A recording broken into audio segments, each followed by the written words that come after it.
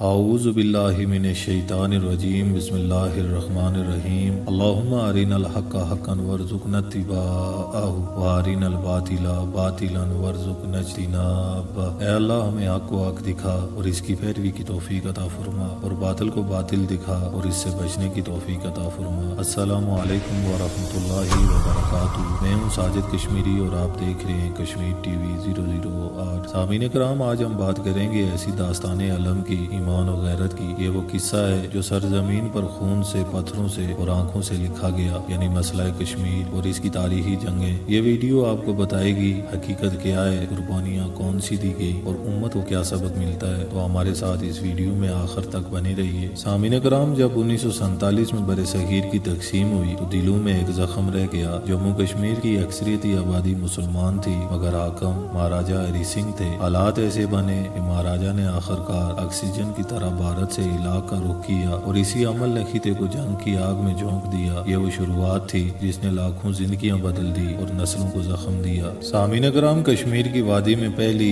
اندھی لڑائی کا آغاز اس وقت ہوا جب لوگ اپنے گھروں کی حفاظت کی بجائے اپنی شناخت کے لیے کھڑے ہوئے۔ ماؤں کی چیخیں، بچوں کی دعائیں، بزرگوں کا صبر، سب منظر عام پر آیا۔ یہاں سے وہ سلسلہ شروع ہوا جس نے ہمیں آئندہ دہائیوں میں بھاری قیمت ادا کروائی۔ محترم سامعین، جب مہاراجا ہری سنگھ نے ہلاک کا اعلان کیا تو حالات اتنے کشیدہ تھے کہ مقامی علاقوں میں ویرانیاں چھا گئیں۔ قبائلی دستے اور مقامی مزاحمتی گروپوں نے سرِ راہ حملے شروع کیے اور پھر دونوں بڑے فریقوں نے مسلح مداخلت کی۔ جنگ نے گھروں کو اجاڑ دیا، نقل مکانی کی لہریں آئیں اور اقوام متحدہ کو بیچ میں لانا پڑا، جس کا نتیجہ یہ نکلا کہ عارضی فائر بندی ہوئی اور وہ لکیر کھینچی گئی جو بعد میں لائن آف کنٹرول کہلائی۔ سامعین، کیا آپ نے کسی ماں کی آنکھوں میں وہ خلش دیکھی ہے جس نے اپنے بیٹے کو گلے سے لگایا اور دعا کی کہ اے رب، اگر یہ شہید ہوا تو اس کے درجات بلند فرمانا؟ وہی مناظر اسی جنگ کی تصویریں ہیں اور وہی مناظر آئندہ نسلوں کے ضمیر میں نقش رہیں گے۔ 1965 کے زمانے میں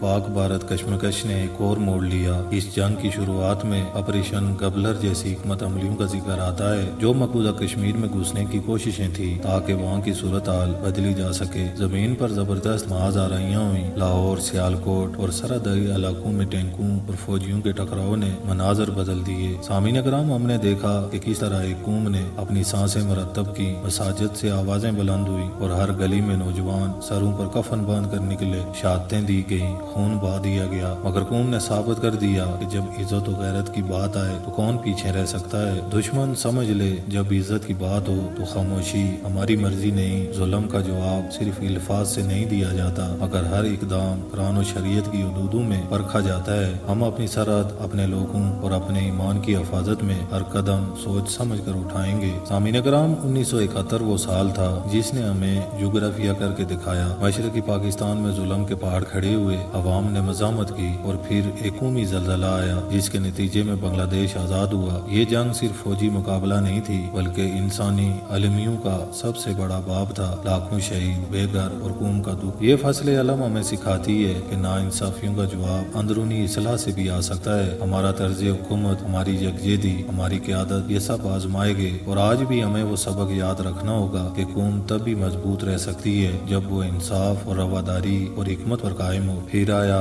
1999 کا کارگل تنازع، ایک مختلف طرز کی لڑائی، اونچے پہاڑ، سخت سردی اور ایک پیچیدہ محاذ جہاں فضائی اور زمینی آپریشنز نے کٹھن صورتحال پیدا کی۔ دشمن نے اونچی چوٹیوں پر قبضہ کیا تو وہاں کے مقامی پہاڑی مناظر جنگ کی نگاہ میں بدل گئے۔ نوجوانوں نے اپنے سینے تیر کر کے وہ مقام بچایا جسے فتح غیرت کہتے ہیں۔ سامعین کرام، ہمارے سپاہی برف میں کھڑے رہے، انہیں پتھروں سے زیادہ دشمنوں کی سازشوں کا مقابلہ کرنا پڑا، مگر ہر قدم پر ایک پیغام تھا کہ ہم اپنی مٹی نہیں بیچیں گے۔ دشمن کو خبردار کیا جاتا ہے کہ جو بھی ہماری سرزمین کا نام مٹانے کی جرت کرے گا وہ ہمیں تاریخ کی طرح ثابت قدم دیکھے گا اور ہم اپنے حقوق کے لیے آواز بلند کریں گے۔ اس کے بعد 5 اگست 2019 کو بھارت نے آرٹیکل 370 کی حیثیت ختم کر دی۔ یہ ایک ایسا اقدام تھا جس نے نظم و نسق بدل دیا اور کشمیریوں کی بنیادی خود مختاری کے حقوق کو چیلنج کیا۔ اس فیصلے کے بعد علاقے میں کڑی پابندیاں لگی، لیڈران کی گرفتاریاں ہوئی اور رابطوں کی بندش نے صورتحال کو مزید پیچیدہ بنا دیا۔ سامعین مکرم، یہ صرف قانون کا معاملہ نہیں، یہ قوم کی شناخت، اس کے حقوق اور اس کی امنگوں کا معاملہ ہے۔ دنیا خاموش رہے یا بولے، کشمیری اپنی آواز کو ضائع ہونے نہیں دیں گے۔ ہم نئے اسلوب جنگ کا سامنا کر رہے ہیں، اطلاعی، ذہنی اور سیاسی، مگر مقصد وہی وہی ہے حق کا اصول۔ سامعین محترم، قرآن پاک ہمیں بتاتا ہے کہ جو لوگ اللہ کی راہ میں مارے جاتے ہیں وہ مردہ نہیں ہوتے بلکہ زندہ ہیں اور اللہ کے نزدیک روزی پاتے ہیں۔ ہمارے شہداء کی دعائیں ہمیں راستہ دکھاتی ہیں۔ ہمیں چاہیے کہ ان کے جذبے کا احترام کریں، ان کی یاد کو زندہ رکھیں اور ظلم کے خلاف ہر فورم پر آواز اٹھائیں، مگر ہمیشہ اخلاق، شریعت اور انسانی اقدار کے دائرے میں۔ سامعین کرام، ہم کشمیری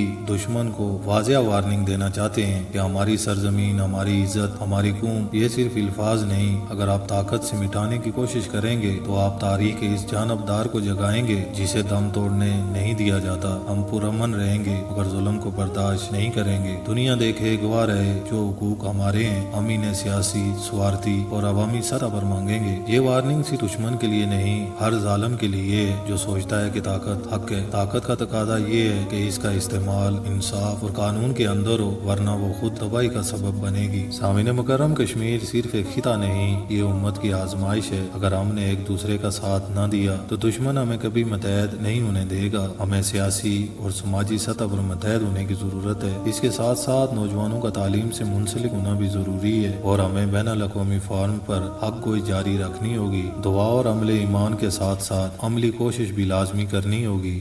سامعین، کبھی سوچیں وہ وادیاں جن میں کبھی کیکوں کی بازگشت تھی، آج وہاں خاموشی ہے، مگر خاموشی کا مطلب موت نہیں، وہ خاموشی ایک دن گونج بن کر طویل تاریخ میں تبدیل ہوگی، لیکن یہ تب ہوگا جب امت اپنی آنکھ کھولے گی۔ کشمیر کی وادیوں کا لہو ہم سے کہتا ہے کہ تم نے ہماری قربانیوں کا کیا کیا، تو ہم جواب دیں گے، ہم نے یاد رکھا، ہم نے آواز اٹھائی اور ہم نے انصاف کے لیے جدوجہد کی۔ اللہ سے دعا ہے کہ اللہ ارض کشمیر کو آزادی نصیب کرے اور پوری امت مسلمان کو اپنے حفظ و امان میں رکھے اور اندرونی اور بیرونی خطرات سے محفوظ رکھے۔ میں ہوں ساجد کشمیری اور آپ دیکھ رہے تھے کشمیر ٹی وی 008۔ سامعین، اگر آپ نے اس ویڈیو سے کچھ سیکھا، آپ میں سے اگر کسی کا شعور جاگا تو چینل کو سبسکرائب کریں، ویڈیو کو شیئر کریں اور اپنی آواز اٹھائیں۔ ہماری آواز خاموشی میں دب سکتی ہے مگر ہم اطاعت، علم اور ایمان سے اسے دوبارہ زندہ کریں گے۔ اللہ آپ کا، ہمارا اور پوری امت مسلمہ کا حامی و ناصر ہو۔ وآخر دعوانا ان الحمدللہ رب العالمین۔